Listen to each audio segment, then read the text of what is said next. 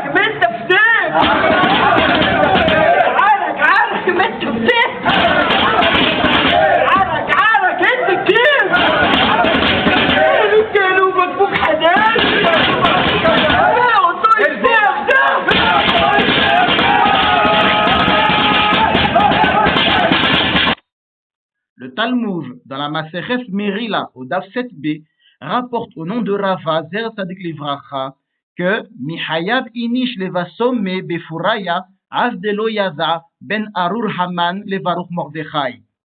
Beaucoup interprètent cette phrase comme voulant dire qu'il serait obligatoire de s'enivrer à Purim jusqu'à ne plus pouvoir distinguer entre maudit soit Haman et béni soit Mordechai. Pourtant, comme nous le verrons, cette affirmation est loin d'être simple. En outre, le paragraphe qui vient juste après ça relate l'histoire fascinante de Rabba et Ribi Zera Zechronam Livracha qui s'enivrèrent ensemble à Purim. Dans son état d'ébriété, Rabba tua ou égorgea Ribi Zera. Une fois sobre et conscient de son acte, il pria pour que Ribi Zera revienne à la vie. Ses prières furent exaucées et Ribi Zera rejoignit le monde des vivants.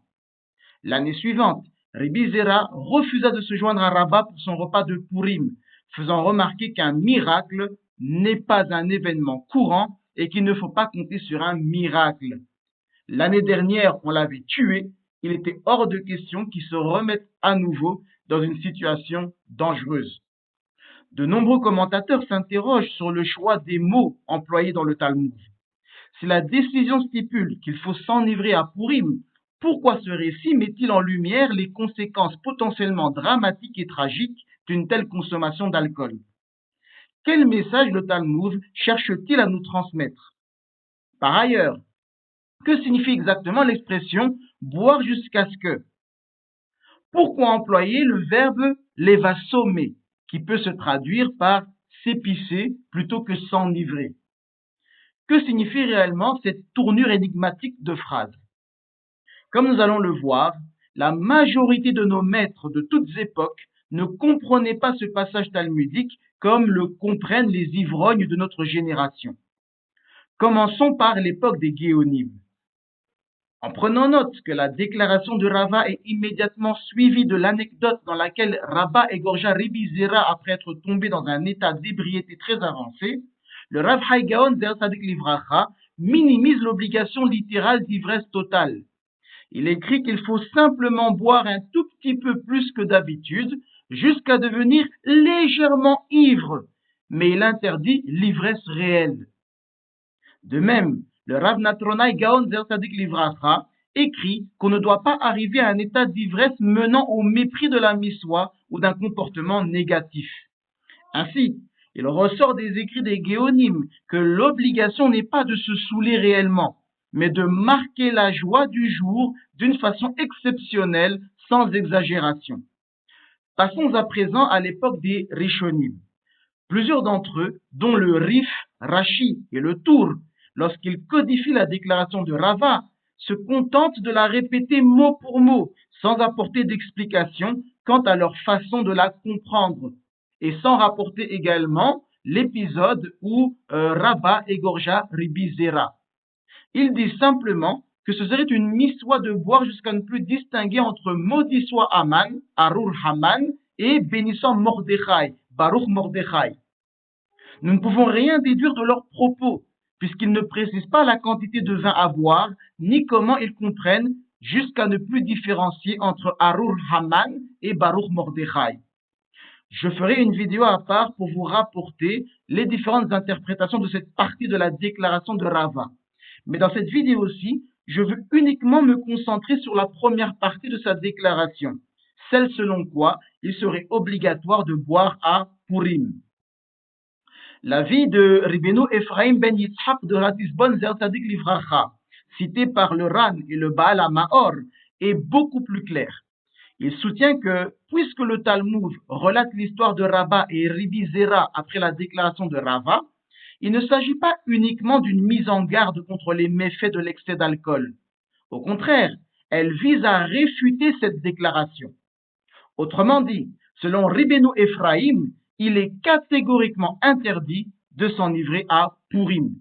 Et cela est démontré par l'épisode où, justement, à cause de l'alcool, Rabba égorgea Ribi Zera. Notre maître, le Rambam Zer Tzadik Livracha, comprend la déclaration de Rava comme voulant dire qu'il faut boire du vin et aller s'endormir. Autrement dit, si l'on boit puis s'endort, on a accompli sa miswa de boire à Purim Avdelo Yaza, jusqu'à ne plus savoir, sans pour autant s'enivrer.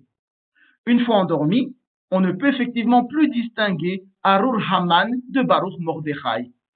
Cela concorde d'ailleurs avec le célèbre passage dans ces Ilkof Deof, selon lequel celui qui s'enivre est un pécheur et une honte. Jamais le Rambam ne permet, quelle que soit la circonstance, de s'enivrer, y compris à Purim. Comme il le dit dans son Mishneh Torah, il n'y a jamais de miswa dans l'ivresse. Il est impossible que Hachem Yisraël puisse tolérer que le peuple noble d'Israël s'adonne au comportement répugnant de boire excessivement du vin. Ainsi, le Rambam est sur la même ligne que Ribbeinu Ephraim, décédé en 1175, et vient donc chronologiquement avant le Rambam. Ribbeinu Menachem HaMeiri Zer Tzadik Livracha, décédé entre 1306 et 1315, comprend la déclaration de Rava, suivie du meurtre de Ribi Zera par Rabba, comme voulant dire que nous devrions nous réjouir à Purim par d'autres moyens que le vin, et ne pas nous enivrer. Il a donc la même position que Ribbeinu Ephraim, et il justifie son avis en disant que boire du vin est une forme futile de simha, et que ce n'est pas ainsi qu'il faut célébrer Purim. L'histoire de Rabba et Ribi Zera le fait clairement comprendre d'après lui. Pour donner un dernier exemple de Rishon, Ribbeinu David Abu Darham, Zer Tzadik Livracha, un Rishon sévillan du XIVe siècle, présente une compréhension apparemment ambiguë du passage talmudique. Il affirme que dans les régions où la consommation d'alcool est peu répandue, il est permis de boire jusqu'à l'ivresse à Purim, car la tolérance à l'alcool y est très faible, et il n'est alors pas nécessaire de consommer beaucoup de vin pour atteindre un état d'ébriété ou être éméché par le vin. En revanche, ajoute-t-il, dans les régions où la consommation d'alcool est très courante, comme dans le pays où lui-même vivait, il est interdit de boire jusqu'à l'ivresse, car il faudrait alors consommer une quantité excessive de vin pour y parvenir. Nous en arrivons au Shulchan Aruch et aux positions des Poseriim après sa publication. Il est très intéressant de constater que Rabbi Yosef Karo Zer Tzadik Livracha se contente dans son Shulchan Aruch de rapporter mot pour mot la déclaration de Rava, sans la commenter ni expliquer comment il la comprend. Ce qui donne à première vue l'impression qu'il accepte qu'il serait obligatoire de s'enivrer à Purim jusqu'à ne plus savoir distinguer entre Arur Haman et Baruch Mordechai. Mais il n'en est pas ainsi. N'oubliez pas que Rabbi Yosef Karo a rédigé le Beth Yosef avant son Shulchan Aruch. Alors qu'il se veut bref et synthétique dans son Shulchan Aruch, il s'étend longuement dans le Beth Yosef sur chaque sujet.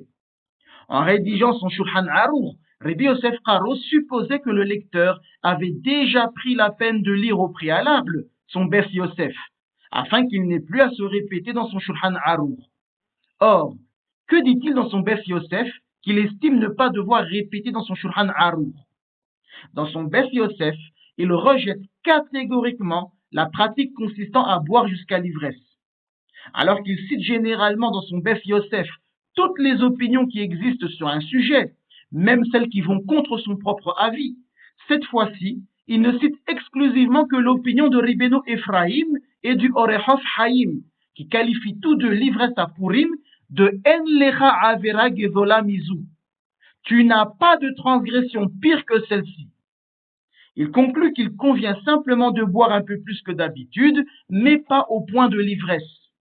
En d'autres mots, ce qu'il a écrit dans le Shulchan Aruch doit se comprendre à la lumière de ses écrits dans le Beth Yosef, et non comme une permission d'ivresse totale, comme beaucoup le croient faussement. De tout ceci, il ressort que l'écrasante majorité des décisionnaires de toutes les époques comprenaient le verbe levasomé non pas comme s'enivrer, mais juste être éméché, comme lorsqu'on respire des épices. Cela nous donne une très légère sensation de bien-être, de plaisir, d'ivresse entre guillemets. D'ailleurs, levasomé est rattaché au mot bessamim, épices. Je ferai be'izras Hashem Isbarach une vidéo pour expliquer les différents sens du verbe levasomé. Sachez, en outre, que le Rav Manoach Endel de Prague, Zer Sadik Livracha, contemporain du Maharshal, et qui devint le Talmid du Rama, le Rav Moshe Isarles Zer Sadik Livracha, cite plusieurs explications sur le fait de ne plus distinguer entre Arur Haman et Baruch Mordechai. Et fait intéressant, aucune des interprétations qu'il ne rapporte ne comprend la Gemara comme incitant à l'ivresse. Nous voyons que pratiquement tous, à une majorité ultra écrasante, interdisent catégoriquement de se saouler. Il s'agirait plutôt de boire modérément, un peu plus que d'habitude. Voilà pourquoi, en commentant le Shulchan Aruch, le Rama déclare que la miswa consiste à légèrement boire plus que d'habitude et aller dormir, rien d'autre. Rebbeinu Hiskiyahu da Silva Zer Sadik Livracha, né en 1659, décédé en 1698, cite dans son Peri Havash plusieurs avis concernant la consommation d'alcool à Purim et conclut que déjà à son époque, avec le déclin de la société au fil des générations, il convenait de suivre l'avis de Ribbeinu Ephraim et de ne boire qu'un peu plus que d'habitude. De cette manière, on est certain de ne transgresser Hasve Shalom aucune interdiction par inadvertance. Cette voie permet de recevoir les berachot de Hakadosh Baruch Hu. Ce n'est pas seulement son avis. Le Peri Meravim, le Aruch HaShulchan et le Mishnah Berura tranchent tous comme le Peri Havash quant à la halacha les maaseh, qu'il ne faut pas boire jusqu'à l'ivresse, mais juste boire un petit peu plus que ce qu'on a l'habitude de boire et aller dormir. Si cela était vrai il y a plusieurs siècles, combien plus pertinentes encore sont les paroles prophétiques du Peri Havash aujourd'hui, alors que l'alcoolisme chez les adolescents est en hausse et qu'il ne se passe pas une année sans que nous entendions des histoires effroyables sur les conséquences tragiques d'une consommation excessive d'alcool à Purim. En effet, le Rav Shlomo Zalman Auerbach Zer Sadik Livracha a déploré la légèreté déplacée et le manque de respect des miswot qui, malheureusement, ont remplacé la joie des miswot de Purim et sont devenus la norme pour beaucoup, conséquence d'une ivresse extrême. Plus récemment, le Rav Shemuel Kamenetsky a déclaré publiquement qu'il est transgressif de s'enivrer à Purim. Vous pouvez faire toute la gymnastique mentale pour justifier l'ivresse à Purim, vous ne faites que vous mentir, car même si vous trouvez quelques avis ici et là pour justifier l'ivresse à Purim, cela ne change pas la vérité que l'opinion quasi unanime et ultra majoritaire est que c'est une avera et non une miswa de s'enivrer, y compris à Purim. Pour terminer, sachez également qu'aucun des hassivim chez qui on boit comme un trou ne respecte les autres aspects de cette halacha. Le premier point à comprendre est qu'il n'y a pas de miswa à boire du whisky, du harak, de la vodka, etc., etc. car cette halakha ne s'applique qu'au vin, comme l'ont notamment indiqué Rashi et le Rambam. Deuxièmement, la consommation du vin ne peut se faire qu'au cours de la Seouda de Purim, qui se tient après la Tefila du matin et la lecture de la Mérila. Ainsi, contrairement à ce que font bon nombre de Hassidim, la consommation de vin ne peut pas se faire durant la nuit de Purim. Une raison à cela est pour que tout le monde puisse être en forme et sobre pour la prière du matin et attentif à la lecture de la Mérila du matin. Alors que si vous buvez durant la nuit, vous risquez de faire la grasse matinée, d'avoir mal à la tête, de somnoler pendant l'office, de devoir aller vomir, etc., etc. Troisièmement, la miswa de boire du vin est donc mineure comparée aux autres miswas du jour, telles que la prière, les téphilines, la lecture de la Mérila, etc., etc., et ne doit pas compromettre leur accomplissement. Le meilleur moyen d'accomplir la miswa, c'est boire un peu plus que pour le kiddush de Shabbat, puis aller se coucher, accomplissant ainsi la miswa sans compromettre sa sécurité, sa dignité et sa noblesse, et sans commettre de Hilul Hashem. Kol Tov, Hazak, Uvaruch.